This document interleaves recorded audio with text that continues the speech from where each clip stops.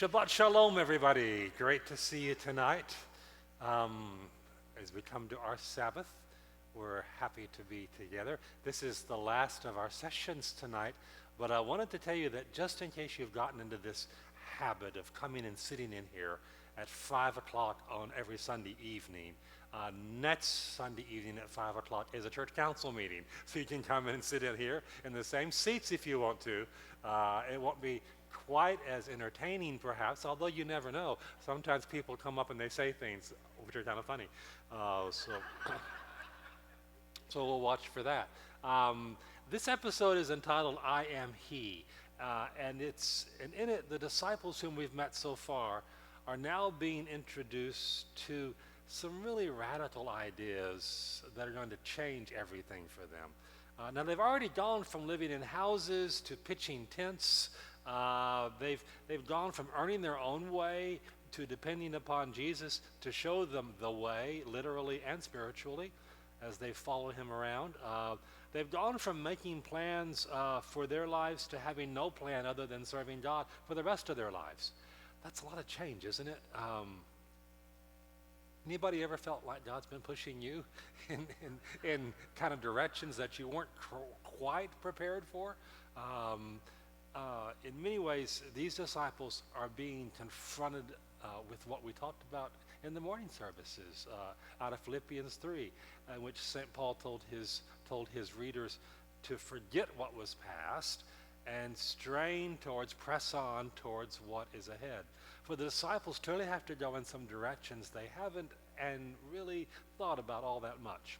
Mary Magdalene, for example, is a single woman with a rather sordid personal history, but she trusts the one who has healed her and delivered her from all of her personal demons. Why can she do that? Because her life's been turned around, literally, and clearly she knows that Jesus knows her. There's a wonderful line that we'll hear almost in passing tonight when someone will refer to her by the name she was going by while she was possessed, Lilith. And she will reply, "It's Mary now."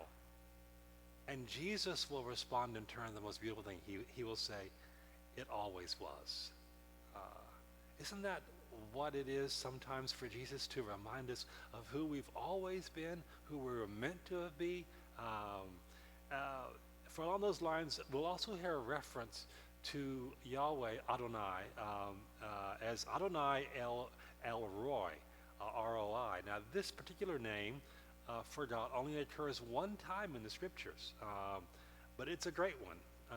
El refers El to God. It's a Hebrew root for God, and Roi, R-O-I, in the Hebrew can be translated as shepherd, but probably better as seeing or looking or gazing upon something.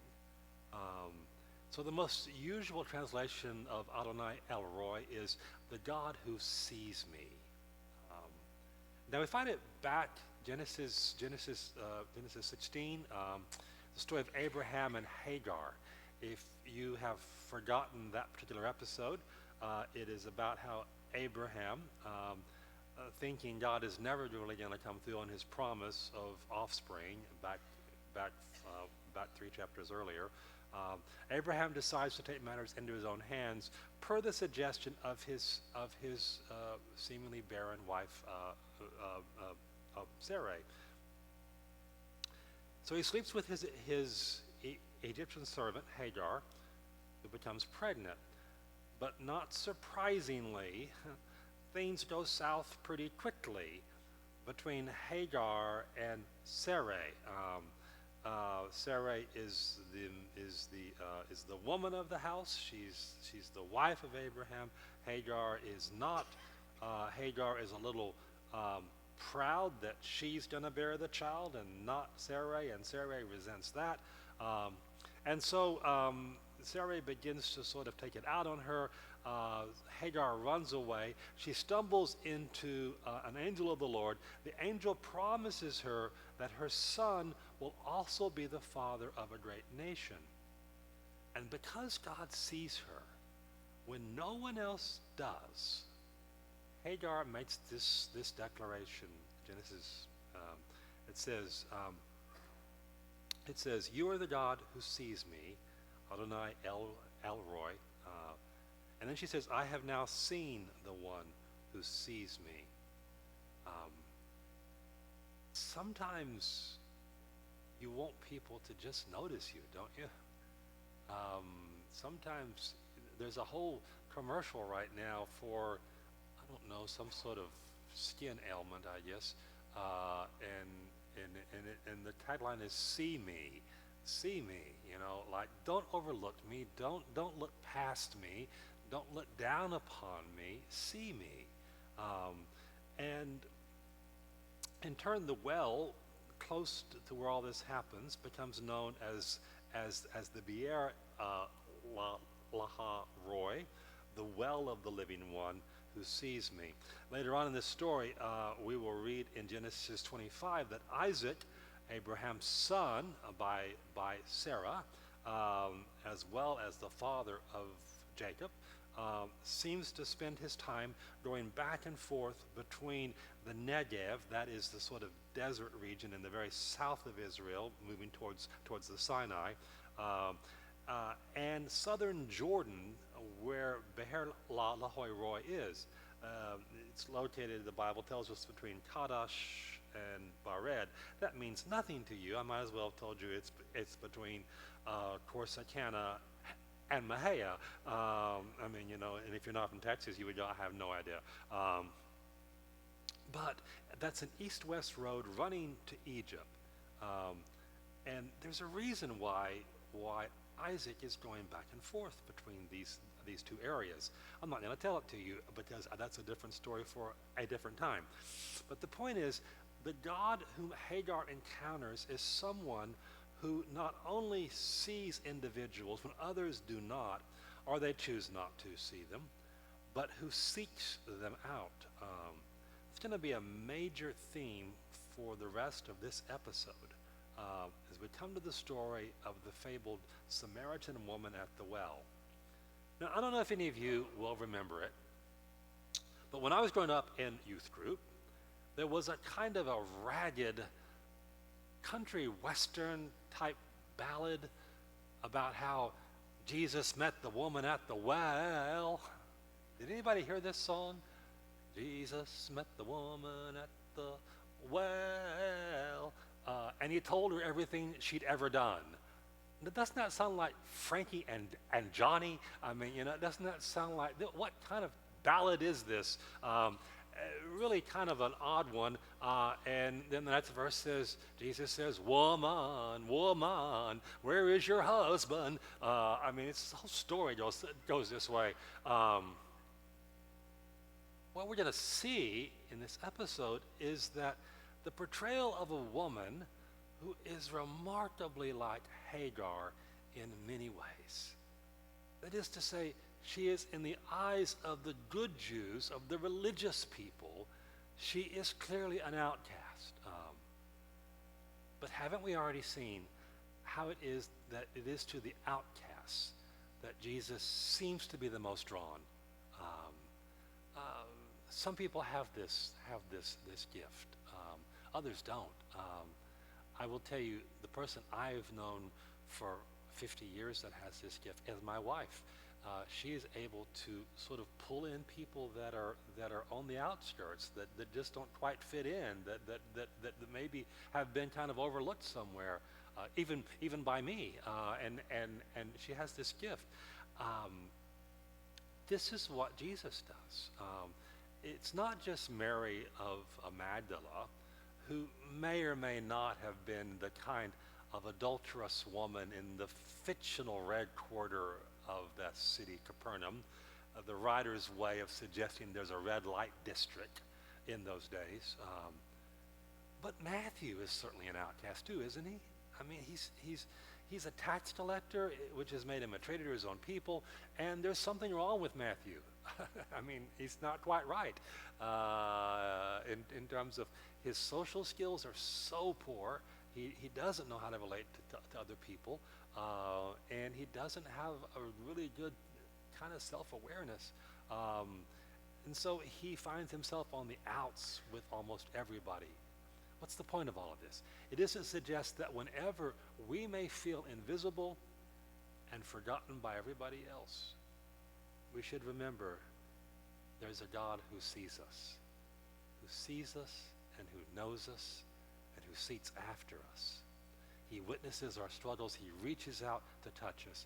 Matthew 6 tells us, in fact, that God even sees the sparrows when they fall to the ground and takes care of them. So we can trust that he sees us and can come alongside of us as well. If you listen closely, this episode, when Jesus will speak to Eden, the fictional wife of Simon, not that his wife is fictional, but this character is, Jesus will even say to her, I see you. I see you. So the teaser in the episode tonight will take us back 18 or 19 centuries before Christ. I looked, and it seems, I think it's a little misleading because it says something like 56 BC, and that's not at all the right date. It would be more like 856 BC. When Jacob, the grandson of Abraham, digs a well in a place called Sicar, S-Y-C-H-A-R. Now, this particular town isn't mentioned anywhere in the Old Testament. The only reference to this town is, in fact, in this story in John 4 of the New Testament. But it is consistent and reasonable to assume that this is exactly what happens. Sicar is only a short walk, really. I mean, just steps from ancient Shechem. Shechem was Hebrew for parcel or portion or lot. That was a place that was in ruins for many centuries before Jesus made his way to the well. This was a place where lots of Bible history took place. Genesis 33 will say that when Jacob returned to Shechem from Padam Aram, that he camped before the city, and then he bought the land on which he was camping. Today, this town is called actually Nablus, N-A-B-L-U-S. It's in the West Bank, north of Jerusalem, at the foot of the mountain where the Samaritans, in the time of the first of this century, lived. Now, I will tell you that Nablus / Shechem is hard to get to. It's not hard to get to, but it's hard to be able to go there because it's in the West Bank. And it's the source, it's often the scene of a lot of conflict. Nothing major, rock throwing and things like that, but it's not a place that most tourists actually go to. I'm trying to think, Sherry, did we go to that on our trip up to Shechem, Nablus? Yeah, Mike, Matthews, how about you all? Was it on our trip up to Shechem? Did we go? Yeah, so I've only been twice in the last 12 years because it really depends upon the circumstances of that day. Can like Westerners go up there? But it's a fascinating place. And if you go with Jack Beck, you kind of know that you probably shouldn't be there. The first clue is that if you have to climb over a barbed wire fence to sort of get somewhere, it's probably not one of the tourist spots, okay? Gerizim is the mountain there where the Samaritans lived, and the well is still there even today. It is probably the most authentic site in all of Israel where the biblical details all line up perfectly, and you can say with no fear of being wrong that Jesus was in just a few feet of this very spot. Jewish, Samaritan, Christian, and Muslim traditions all associate this particular well with that patriarch now. So I have today the well is about 75 feet deep. My magician's assistant is bringing up something here. Thank you. It's 75 feet deep now, but it was deeper before. It's just had debris in it, and it's filled up some. you can go to the well, and you find it in a cave or crypt under the floor of a Greek Orthodox church. And if you give the monks just a little money, you can draw water out of that well still today. And then if you give them just a little bit more money, they will give you an example, a sealed canister of water from Jacob's well. And I've never opened this. I have no idea. It could be gasoline in there. I probably would never drink this water. It does kind of rattle still. The church, by the way, is only the latest one built on this site. There was one built by Helen, who was the mother of Constantine. It was torn down by the Muslims. There was one built by the Crusaders in about 1200 or so. It was destroyed by Saladin during the Muslim conquest of the area. Only the remains were there until 1893, when the Greek Orthodox Patriarch built a new church consecrated to Saint Photina. Now, I doubt any of you have a statue of Saint Photina in your garden, but that is the name given to the woman of John 4 in the Orthodox tradition, Photini. That church was there until a large earthquake that hit the area, Jericho included, in the 20s, destroyed it.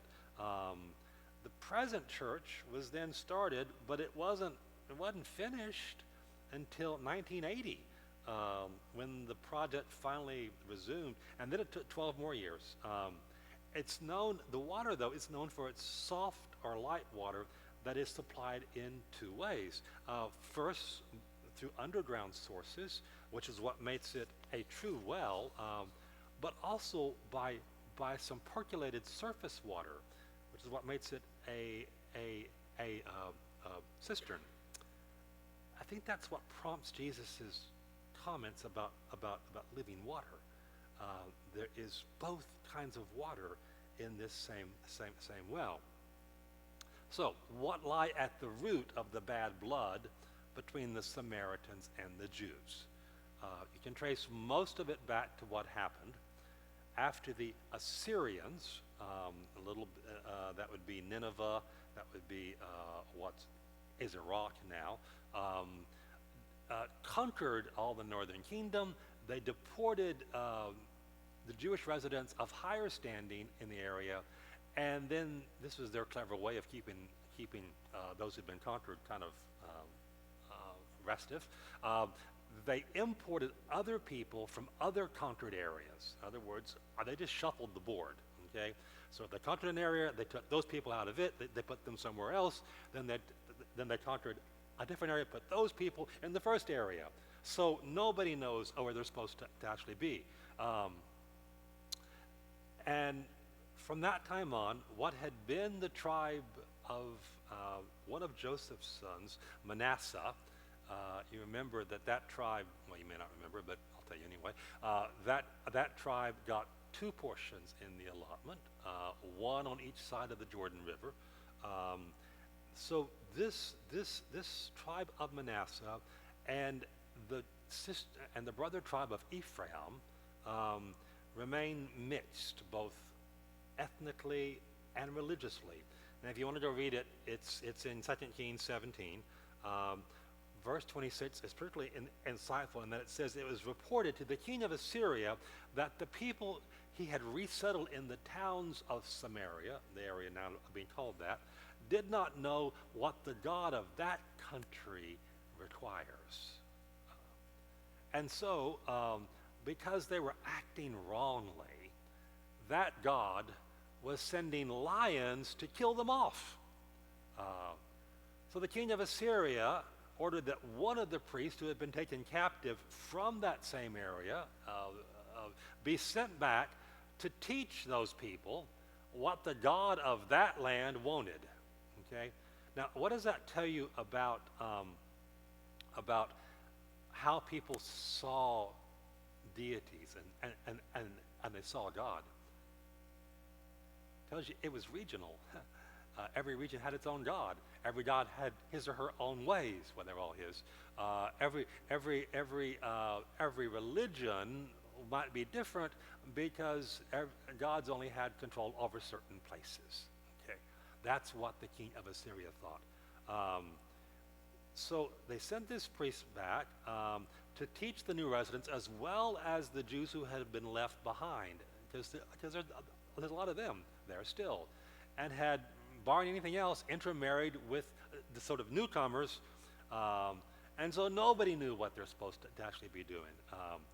And so this verse will tell us each national group made its own gods in the several towns, and they set up shrines in the high places. They worshiped the Lord, it says, but they also appointed all sorts of their own people to officiate for them as priests, and they served their own gods in the customs of the nations out of which they had come. In other words, this was a kind of a spiritual mishmash. There was some Judaism, there was some sort of Canaanite religions, there was some other influences here.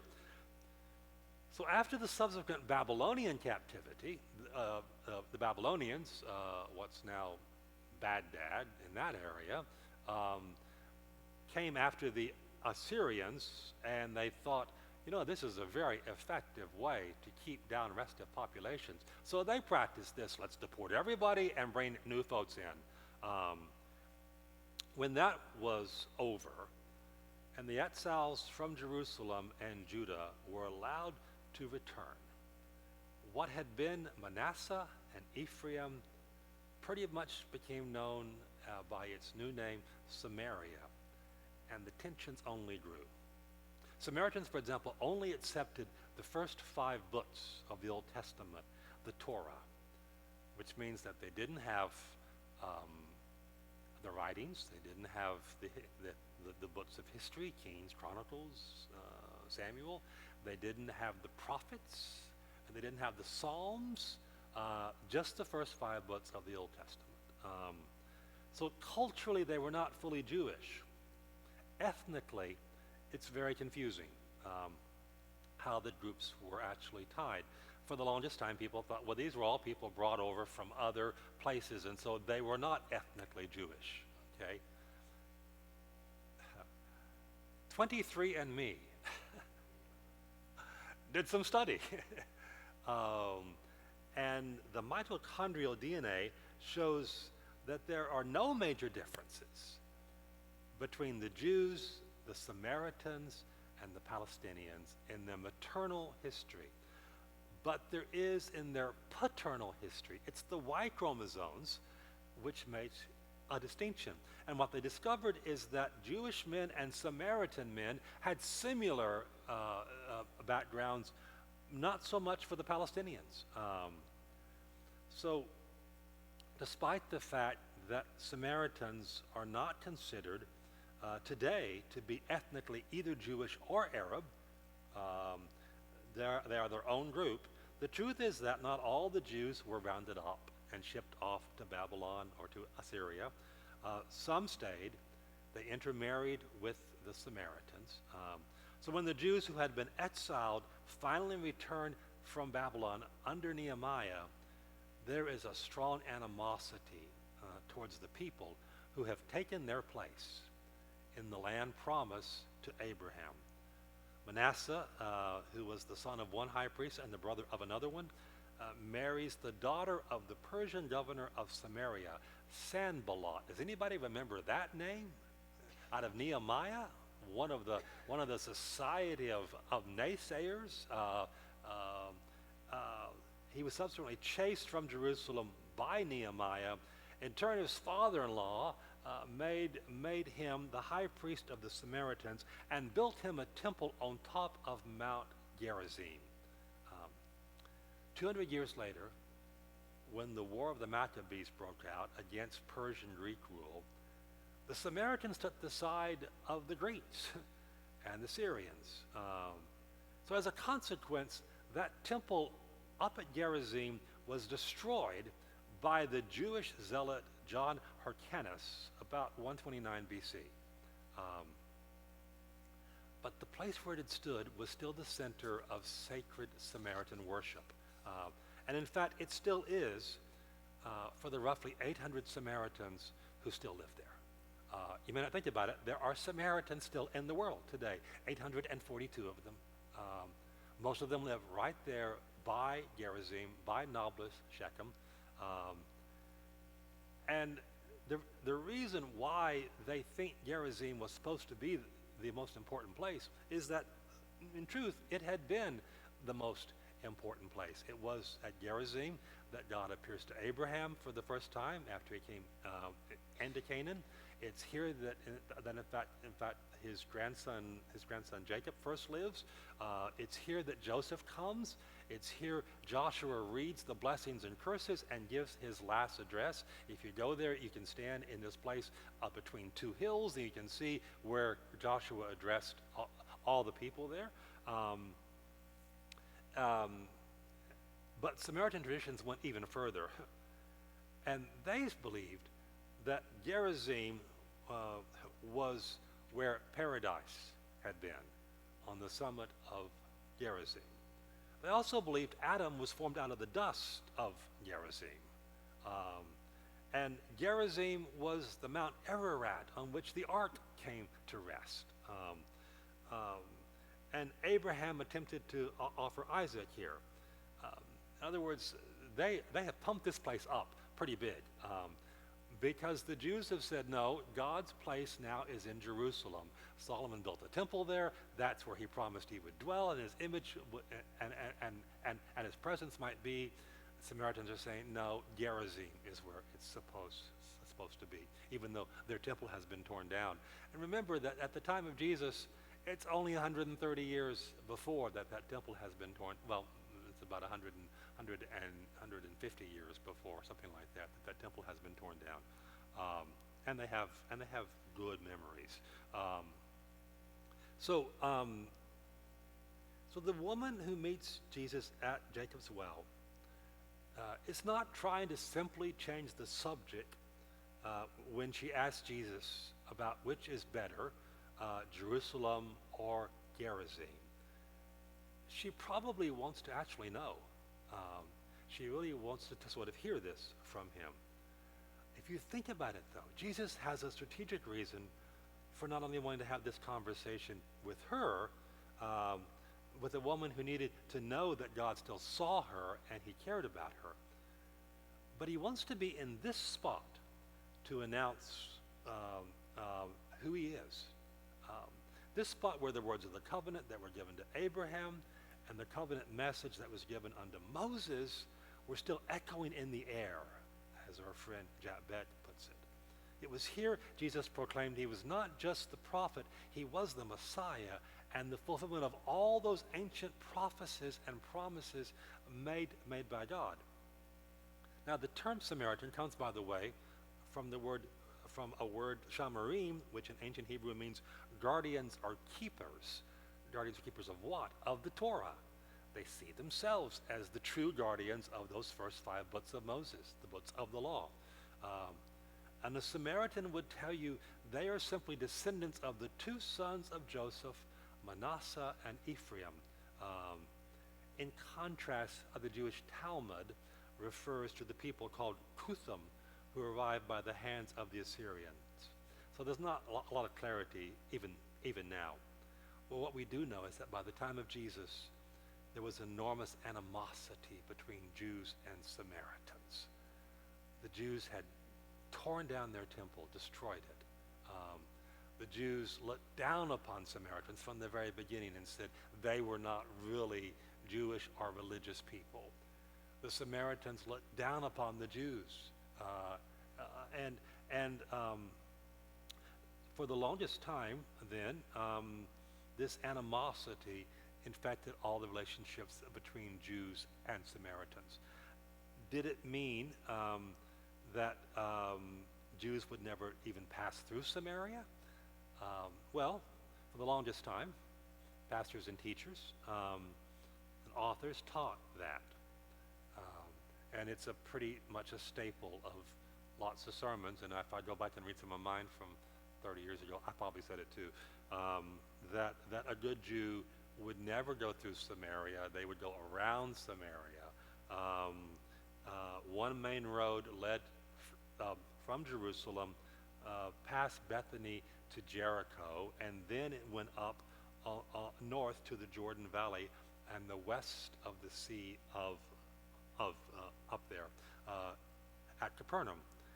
Many Jews did indeed use that road when they traveled from the Galilee to Judea. But cutting through Samaria could cut off almost a week of travel by foot. So we ought to note that this was not the only time Jesus intentionally travels through Samaria rather than take the long way all around it. You see it in Luke 9 and 17. Later on in the book of Acts, Philip, the disciple, is found to be traveling to and from Samaria in Acts 8. Peter and John are there in Acts 8 as well. Paul and Barnabas in Acts 15. This would suggest to me that the practice of avoiding Samaria may not have been quite as widespread as folks used to tell you. An idea that is corroborated by the literature of the rabbis, which even spelled out that Samaritan territory is ritually clean, and its mitzvah, its baths for being purified, its dwellings and its paths are assumed to be clean as well. See it in Josephus, the Jewish historian who is a contemporary of the apostles. He writes, for rapid travel, it was essential to take that route by which Jerusalem could be reached in 3 days from up in the Galilee. In short, Jewish travel through Samaria was indeed permitted, and it may even have been more frequent than folks have thought.